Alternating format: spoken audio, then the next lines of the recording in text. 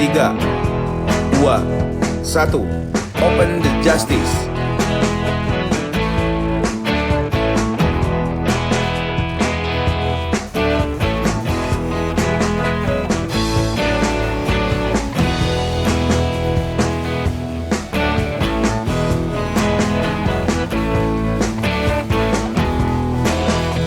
Keadilan, kebenaran, kebebasan, itulah pangkal dari kebahagiaan.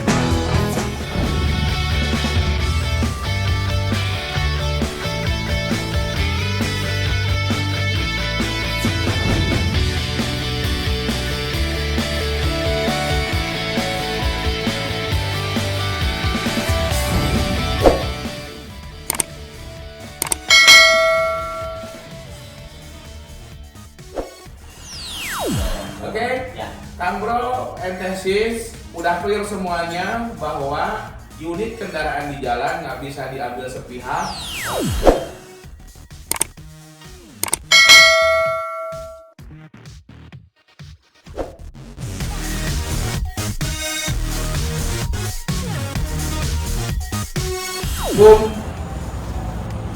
Assalamualaikum warahmatullahi wabarakatuh.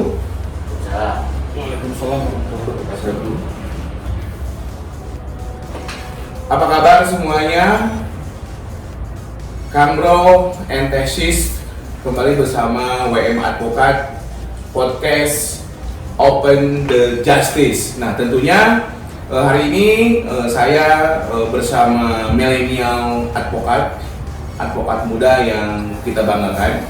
Tentunya hari ini kita akan membahas terkait dengan leasing, terkait dengan penarikan unit kendaraan. Nah, kita akan bahas karena saat ini sangat viral permasalahan-permasalahan yang berhubungan dengan penarikan unit akibat gagal bayar. Nah, ada langkah-langkah apa aja kita lakukan, baik dari aspek hukum ataupun aspek umum. Di awal kita ingin memperkenalkan dulu dengan advokat milenial kita. Advokat muda, advokat dengan gaya yang semangat muda, semangat pembaruan, dan tentunya ada hal yang unik yang akan kita dapat dari hasil podcast hari ini. Oke, silakan. Ini adalah Mr. Dila, kenal lama juga di luar negeri ya. Di Paris, Kang. Di Paris. Pada Ciamis. Ciamis. Dengan Kang Indra.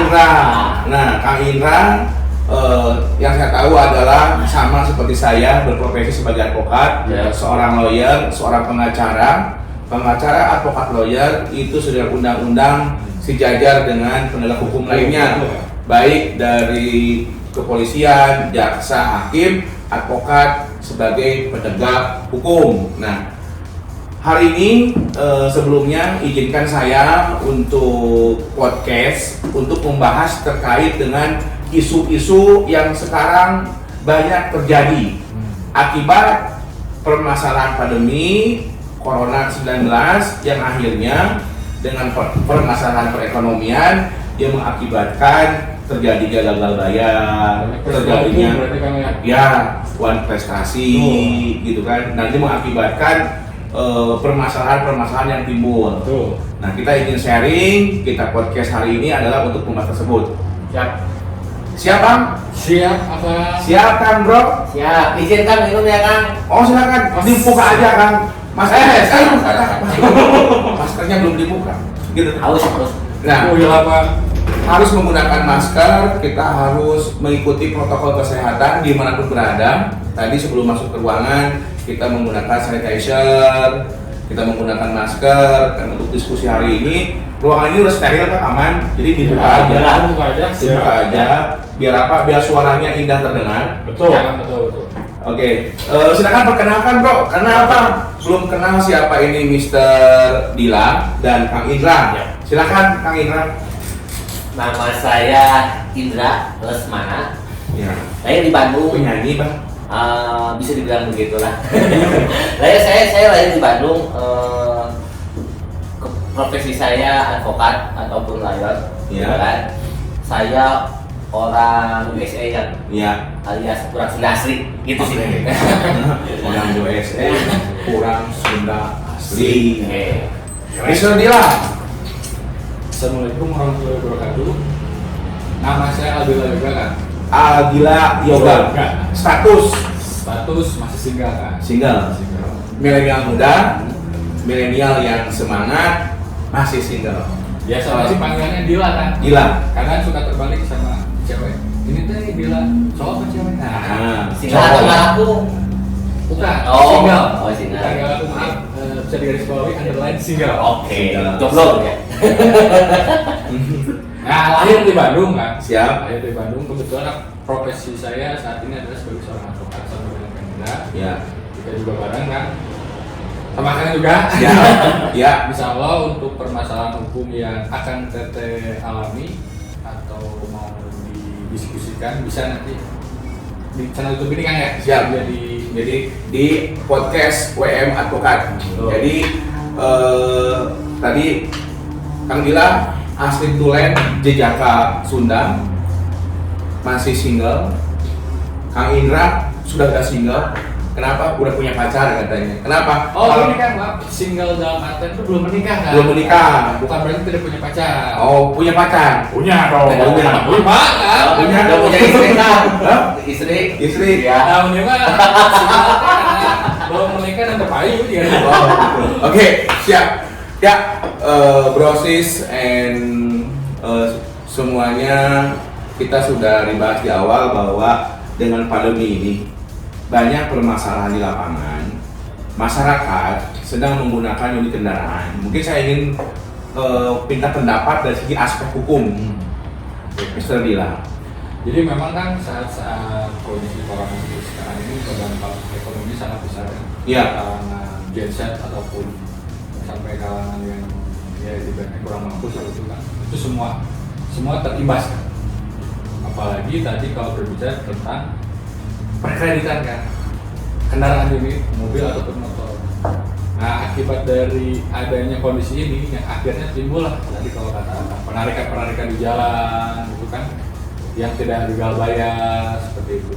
Nah mungkin untuk akan tetes semua yang mengalami hal itu ataupun yang belum, ini saya kasih sedikit solusi kan ya, kita Ya. sebenarnya ngobrol-ngobrol santai kan. Siap, ngomong ringan tapi Ngobrol ringan. serius. Nah itu kan Ya. ngobrol ringan tapi serius Ya. dengan aspek hukum kan. Ya.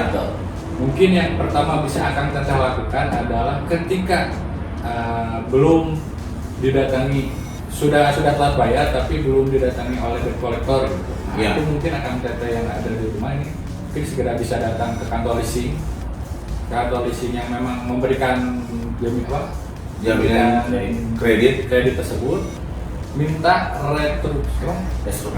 restrukturisasi beribet orang sudah beribet Ya. untuk pembayarannya, karena biasanya perusahaan ini akan sangat bijak kan? Melihat kondisi seperti sekarang ini, insya Allah mungkin akan memberi hal itu gitu kan. Akan memberi solusi yang terbaik. Betul. Yang penting kita kooperatif dengan pihak leasing. Nah itu kan. Terkadang ketika gagal bayar, kayak telepon si leasing udah diangkat. Nah kasih nanti lah kan. Yang akhirnya sudah 1 bulan dibiarkan, 2 bulan dibiarkan, ketika ke-3 bulan akhirnya datang debt collector. Nah, apakah debt collector datang ke rumah ataupun di saat di perjalanan tiba-tiba kendaraan di stop oleh debt collector. Nah, sekarang banyak yang terjadi adalah masyarakat ketakutan ketika unit kita yang gagal bayar Tuh. dan takut unitnya diambil. Bisa nggak diambil sepihak di jalan? Nah itu kan dari saya sebutkan, mungkin kan yang pertama untuk akan teteh di rumah yang belum hal itu terjadi, segeralah datang ke kantor leasing untuk restrukturisasi pembayaran dari kami. Ya. Kalaupun sudah terjadi hal seperti itu, Ya. misalkan di stop di jalan kan, Ya.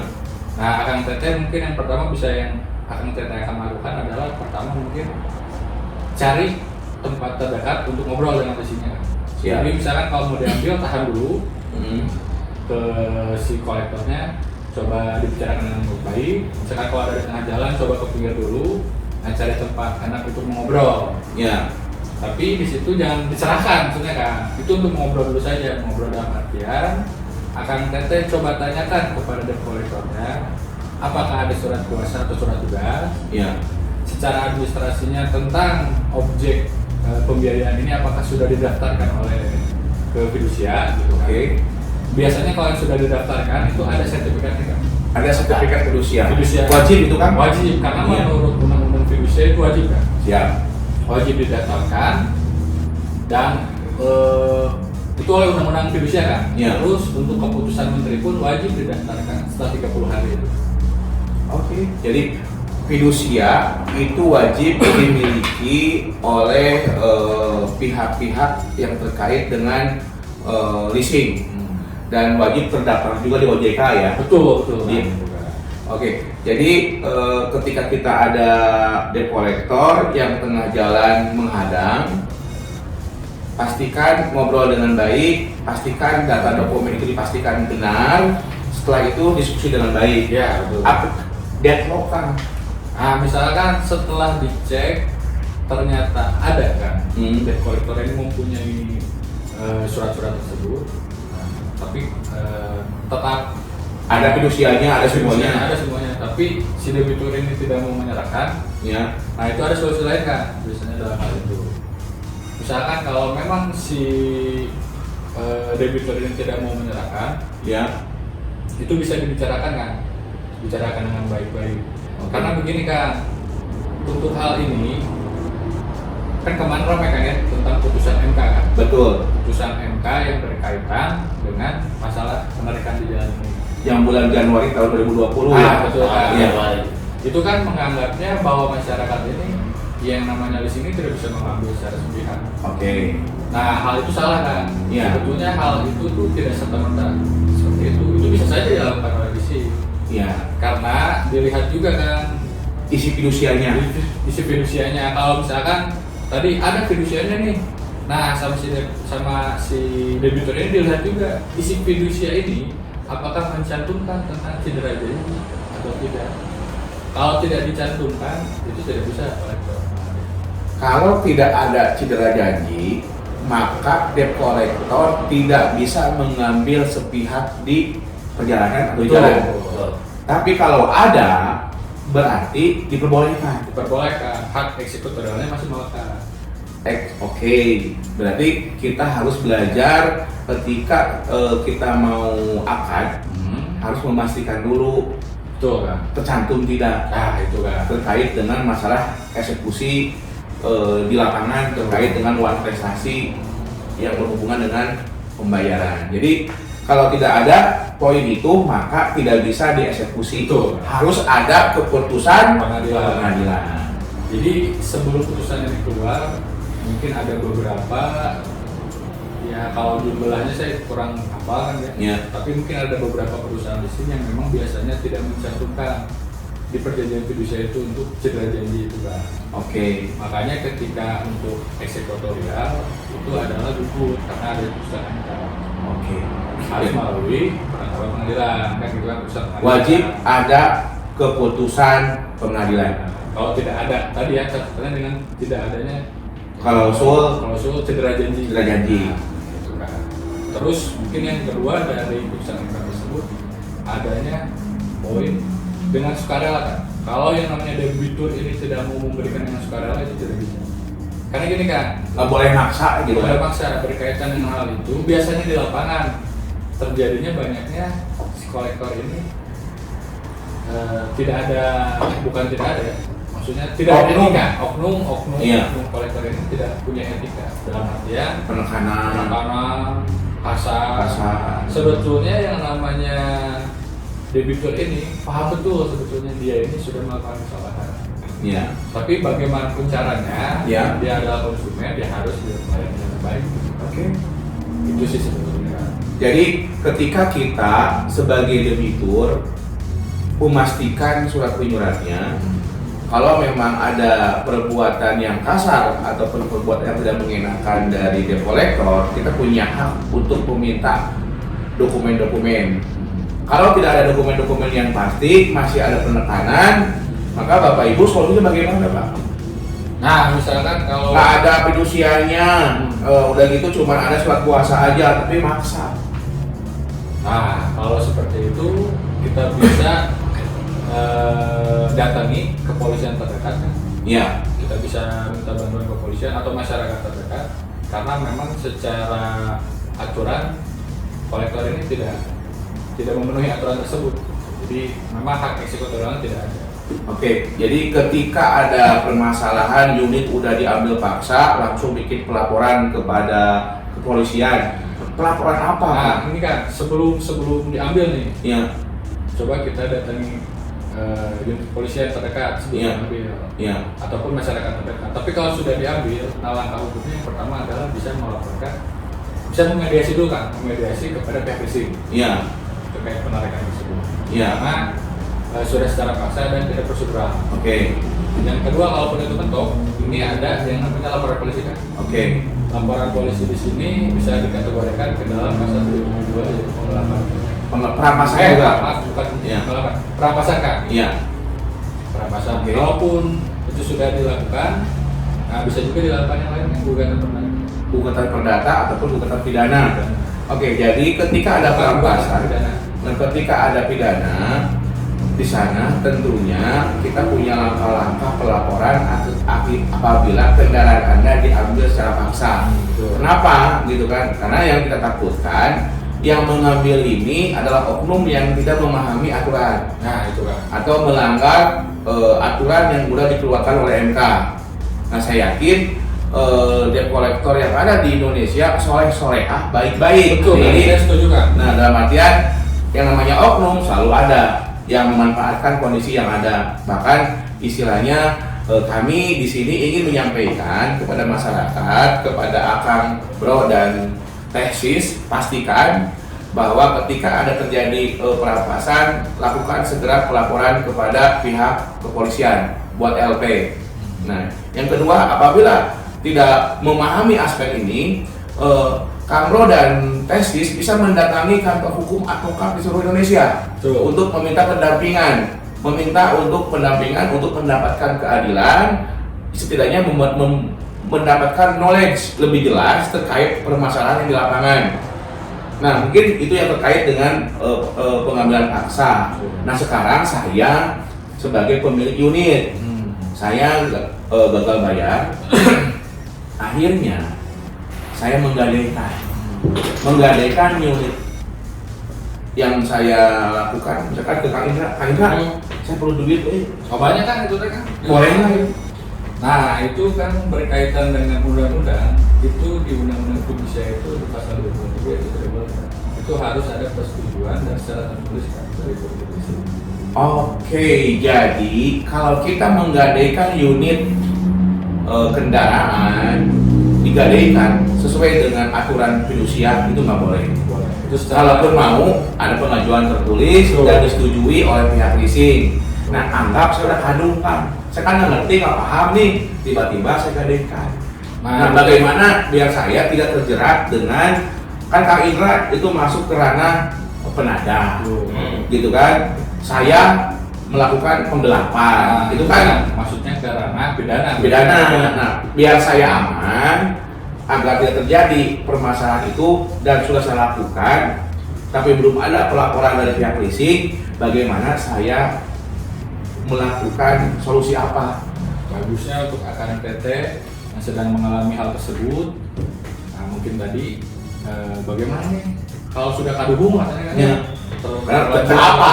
Nah, Nggak tahu gitu kan? Nah, itu mungkin yang pertama, bagaimana caranya objek yang digadaikan itu bisa kita tebus kembali, gitu kan? Wajib ditebus. Wajib ditebus sama Kalau nggak punya uang, Nah, kalau nggak punya uang, bingung kan rumah, kita tuh pidana kan? ya. Nah, mungkin kita bisa datangi kantor leasing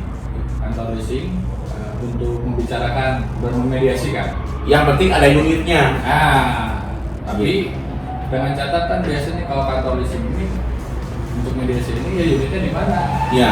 Kalaupun misalkan orang yang mendapat gadaian tersebut bisa ikut juga, bisa enak, itu mungkin bisa klik. Oke. Kalau rata-rata tidak bisa kan, karena digadaikan secara ini aja. Ya. Nah ini ini yang menjadi persoalan itu kan. Oke, jadi permasalahan yang sering timbul adalah ketika gagal bayar malah digadekeun. Betul. Udah mah kita ingin untung padahal buntung. Kenapa? Karena resiko kita melakukan penggelapan itu ancaman pidananya dalam 4 tahun. Betul. Gitu kan? Betul, kan. Nah, apalagi penanganan juga sama. Karena itu contoh pasal 55 turut serta gitu kan. Nah, maksud saya Bapak Ibu, bro, sis, and Kang, bro, pastikan entong menggadaikan unit kendaraan yang kita miliki ketika dalam proses leasing. Tong gitulah nalonan. Itu. Nah, jadi pastikan kalaupun mau melakukan itu koordinasi dengan pihak leasing biar apa? Perbuatan kita aman dan nggak punya resiko. Betul. Lebih baik daripada digadaikan, lebih baik oper kredit. Nah, itu kan. Nah, oke. Dari aspek pandangan hukum mungkin saya udah cukup clear ya, cukup jelas. Mungkin dari Kang Indra nih. Nah, dari tadi pandangan apa? Pandangan Pandangan aspek mata. umum gitu kan. Selain pandangan. Nah, kumaha kita masyarakat mengerti hukum, tapi kita dengan terjadinya permasalahan pandemi, gagal bayar, untuk hidup pun, untuk makan pun berat, apalagi ada cicilan. Nah, ketika ada permasalahan ini, tiba-tiba saya sebagai masyarakat ingin menyelamatkan unit saya. Mungkin ada contoh seperti apa yang membuat Kang Indra memberikan pandangan baik dari pihak leasing ataupun dari pihah masyarakat. Silakan, bro. Kalau menurut saya kan debt collector itu manusia, kita manusia semua makan nasi sama-sama manusia, punya hati, punya. Kalau kita kooperatif hasilnya pun kondusif lah ini gitu ya. Nah, ataupun berbalik lah kalau awalnya kondusif ya kita ini harus kooperatif gitu kan. Nah, jadi dalam artian begini, misalnya ada debt collector datang nih ke rumah, kalau saya sih nggak akan berbicara masa aspek hukum ya. Saya pandangannya umum, pakai logika aja gitu kan. Ketika misalnya ada debt collector, dia sama-sama manusia, kalau kita menerima dengan baik, otomatis tidak ada alasan dia untuk bermain kekerasan gitu kan. Tapi kalau kita tidak kooperatif, ditelepon susah, kaburan, alasan dan ini itu, ya otomatis siapa sih yang marah gitu, di PHP-in lah. Kalau cewek mah di PHP-in pun, setelah cewek aja di PHP-in pun nggak nerima apa debt collector gitu kan. Itu sih kan. Datang ke rumah, ajak mah bikin kopi dong atau teh yang ada aja lah, sama cemilannya gitu kan. Mama gue. Orang tua. Orang tua. Dan gitu kan. Bikin kopi, tong di gulaan. Nah, gitu kan. Ngopi bareng, kita layani dengan baik, ngobrol, ceritakan keluh kesah saya gitu kan. Misalnya bahwa usaha sekarang lebih begini di zaman pandemi begini. Saya yakin lembaga pembiayaan model leasing itu punya kebijakan gitu kan terkait permasalahan ekonomi ini gitu kan, ada perjanjian kredit gitu kan. Kalau kitanya baik, insya Allah semuanya akan berakhir baik. Tapi tetap garis bawah, utang hutang gitu kan. Bagaimanapun caranya itu harus tetap dibayar. Tapi saya mengajukan ya setidaknya kan gimana lah caranya lah untuk lebih minta waktu lah ibaratnya begitu gitu, minta keringanan lah gitu.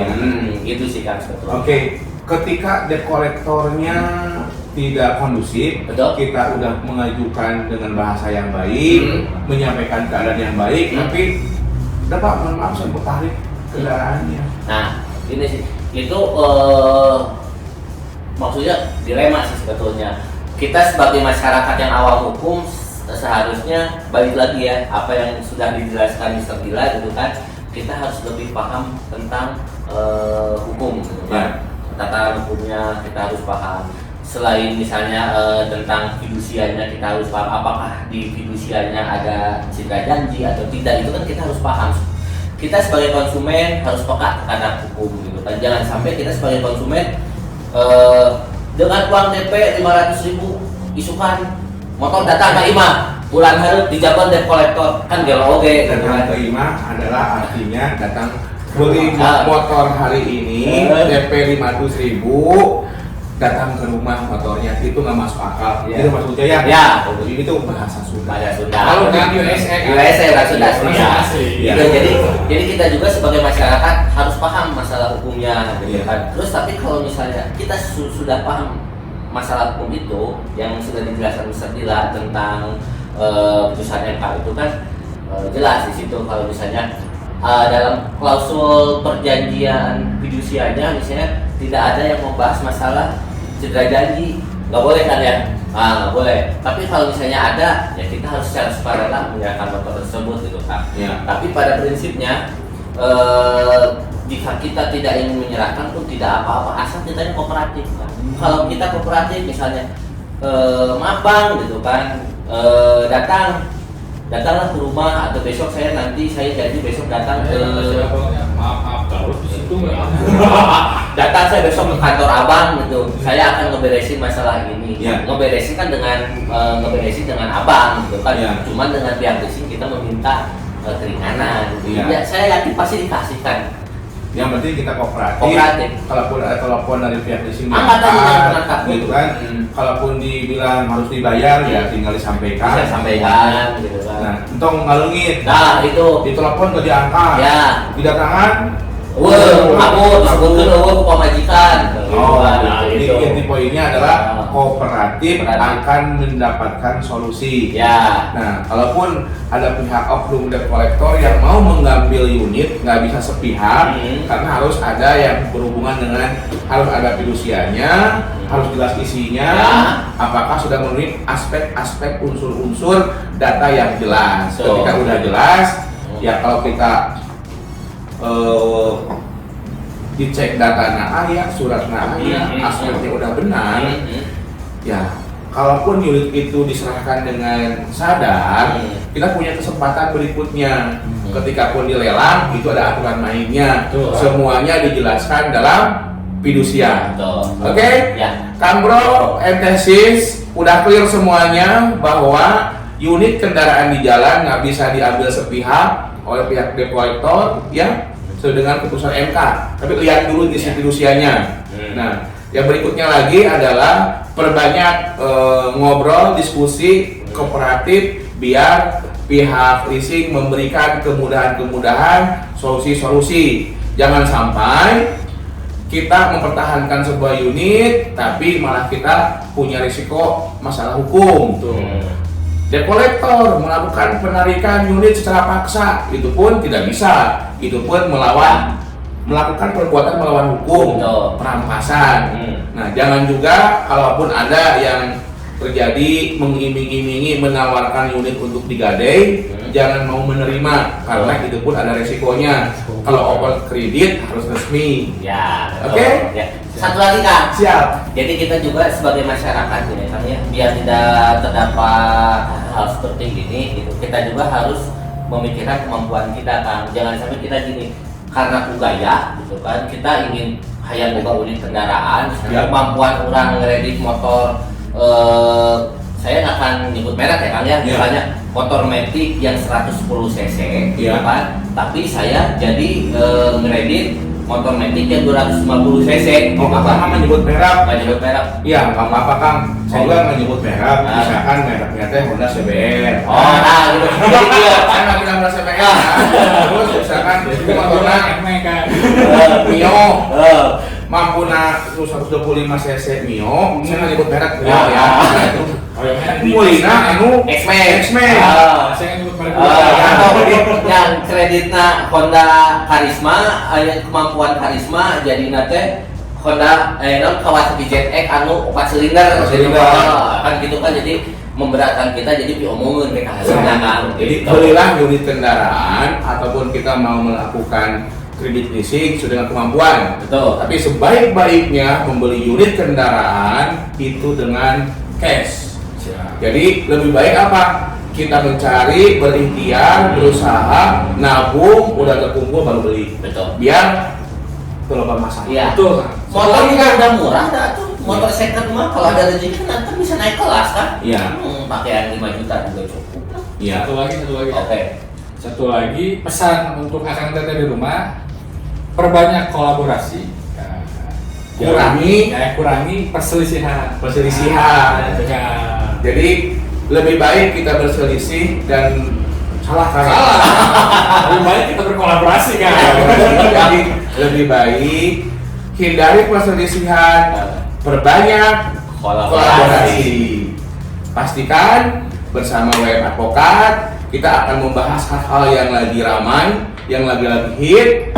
Jadi Kang Bro Entesis, kalau punya pengalaman atau profesi sebagai penegak hukum, baik dari hakim, jaksa, kepolisian atau advokat yang punya pengalaman yang lebih dari saya, ada yang kurang, tolong lengkapi di komentar ya. Kalaupun ada kritisi nggak apa-apa. Toh kita juga ingin sama-sama belajar.